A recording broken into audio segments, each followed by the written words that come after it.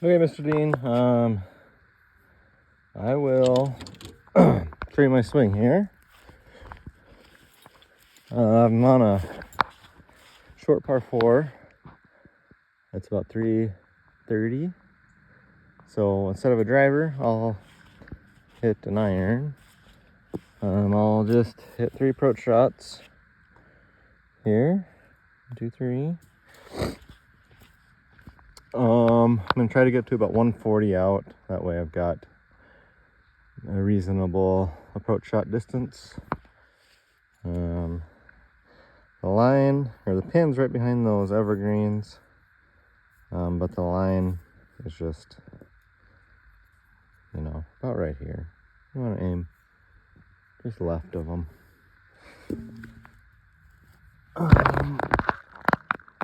So hopefully you can see my swing here. Okay.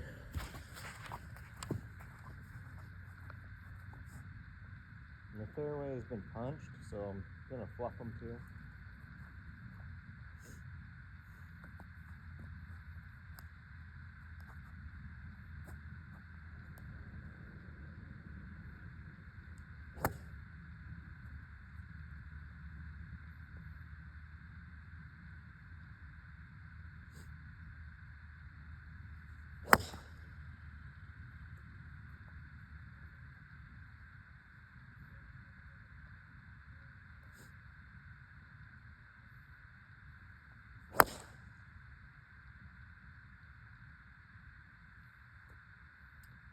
That one was a miss hit, but it was still straight.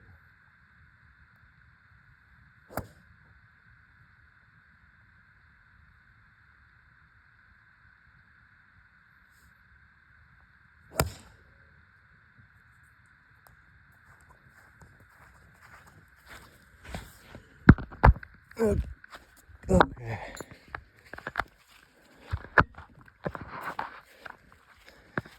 So I missed the second one.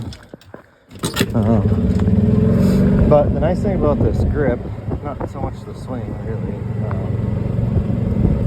is that you don't roll your hands through impact. So even if you hit something, it affects trajectory or height a little more than left and right. So even though it was a miss hit, it still ended up good. Okay, so we got 1 there, 2 and 3. So this little bit shorter one was my miss hit, but still right in the middle of the fairway. So I can get these 2 in a frame here. Let's go with this club here. Okay, so I'll just line up behind these because these are together.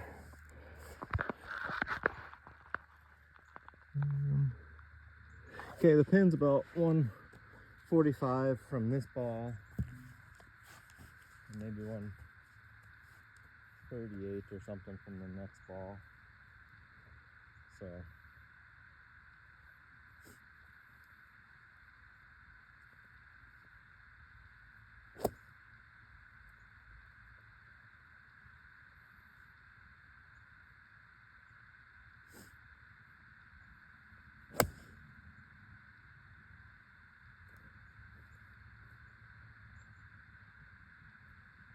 yeah, it was a little right.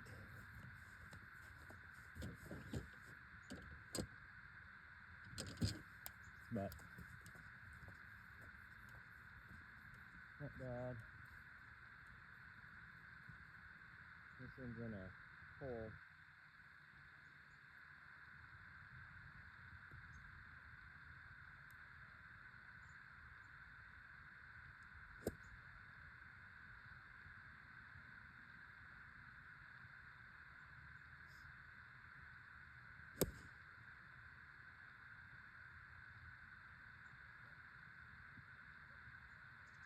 Okay, that one was pretty good.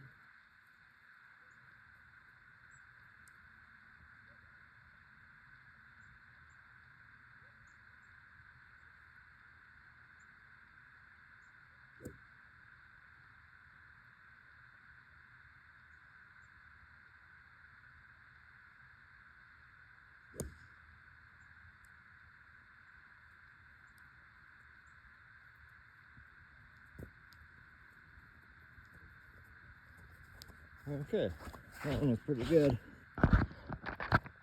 All right, so first one was about 145. Second one was maybe 140, and the third one was about 140. My first approach shot was a little left, or a little right, but it was straight. So I don't know, I must have came a little flat maybe.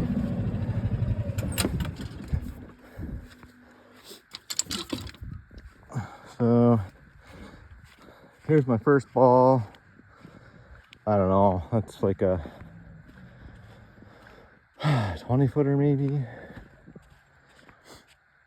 Here's my second ball, and here's my third ball. So yeah, not bad. Putt, you don't give a shit about the putt anyway, so, but I guess I could try it one-handed. Doesn't really matter. So I guess a little bit about my swing is that the biggest part really is the grip. That's the most important part, is the grip. So how could I put this so I can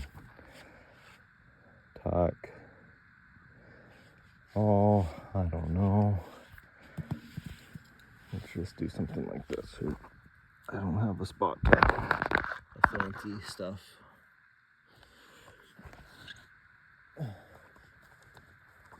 Okay, so most people's grip, pretty neutral. You take the club back, you come in through impact, and the really good players, lock this lead wrist so the club can't turn over. But most people don't, and it's just you're rolling your blade through impact. If you're a little off, it's going right. If you're a little ahead with your hips or coming over the top, it's going left. I like to go 90 degrees. So the back of my lead wrist, instead of being perfectly in line with the blade, to be perpendicular to the blade. And then you turn your hands over. You always keep them rolled over. You never ever twist them through impact. It's a little goofy, and you might lose a couple yards really, but you don't have a pull slice, you don't have a push fade, you don't have a compound miss. You can pull it and you can push it, but it keeps the ball in play, keeps it straight, very little side spin. And I'll take it a step further, and if you're playing with the ball right here, right next to you, there's a lot of ways to mishit that. I like to get that ball out a little bit because it's so much harder to come over the top.